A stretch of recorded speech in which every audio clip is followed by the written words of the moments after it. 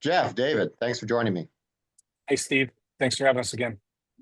Hey, good to have both you guys talking some real estate news. I want to encourage folks, if you haven't already, jump on the website, selectfincap.com, and get on our newsletter to get some free real estate news every week, as well as an exclusive look at investment opportunities. But moving to the news here, this is kind of an interesting one. In disaster areas, we're seeing some real demand for modular type homes, 3D printed homes, prefabbed homes. And some of that is due to that in disaster areas, we're just seeing the cost of construction labor and materials go way up. It's harder to get crews in there. And the prefab stuff also seems to be, this seems to be kind of a real interesting little niche for it. So certainly the LA fires, some hurricanes in Florida and whatever, the Hawaii fires, we're seeing an uptick for some of these companies. Uh, you guys' thoughts as all of a sudden this seems to be kind of a new little niche for the up and coming modular home business. Yeah, I mean, I'm happy to go first. I think the idea of the properties is, historically has been a negative opinion. Somebody thinks of pre-manufactured and they just think it's just crap plywood. It's not long-term structurally sound. But in reality, if you look at some of the long-term investments like mobile home parks and things like that, which we're not speaking specifically about, you've got mobile homes that have been on those properties for 40, 50, 60 years. And they're still viable properties for rent, for living in, et cetera. I think the idea, on some of the other sides where you've got 3D printing and some of these nuances that are coming into the construction side can reduce costs. You can still have a structurally sound building and a good quality living. And I think kind of one of the last points, and I'll let Dave go, is that most people, most investors and residential people specifically don't really understand that there's a lot of projects that are built off-site and then put together modularly when they get onto them. Multifamily, industrial, tilt wall construction is one of those that's is essentially kind of a 3D printing, but not really 3D printing. It's built off-site and then put together on site. Yeah, David, you have any questions you think people would want to ask about this, or any thoughts that you would want to throw into this kind of modular home business and getting an uptick from kind of filling a need in disaster areas? I mean, if you got to think about it, if these 3D printed homes are cost effective and they're desirable and people want them, why not?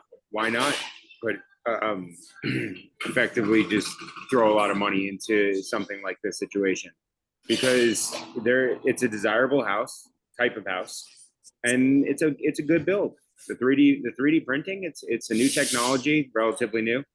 It's a good idea, and I'm a big fan of it. Yeah, I think Yeah. it's going on that. I mean, you're kind of touching on the new technology aspect of this. So I think there is a part of this that the quality you can really see the potential for it to go up, for it Yeah. not to be the modular type homes that were built in the past that really do kind of have a bad quality rap. Because I think when you look at the potential for robotics, for 3D printing, for better use of AI and better process control and whatnot. I think you can see some real potential for these technologies, and we'll see what happens. But maybe some of these disasters and problems is going to give the space kind of the proof of use cases they really need to break into the Exactly. mainstream. Yeah. Couldn't have worded that better. Yeah, I think the other side of this as well is people automatically assume that because they hear manufactured, and I'm sticking kind of to this point, is they just automatically assume lesser quality again.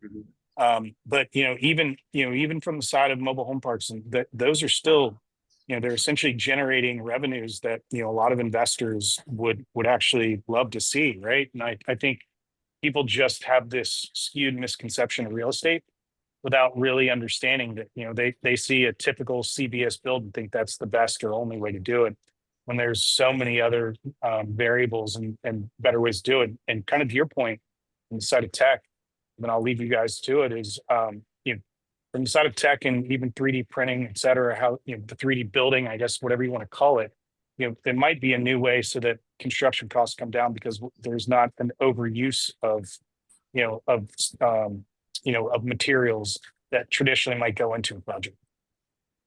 Yeah, and I'll just kind of close too with whenever you're dealing with new technologies, it's not enough to build a better mousetrap, because there is if it's not broken, why fix it?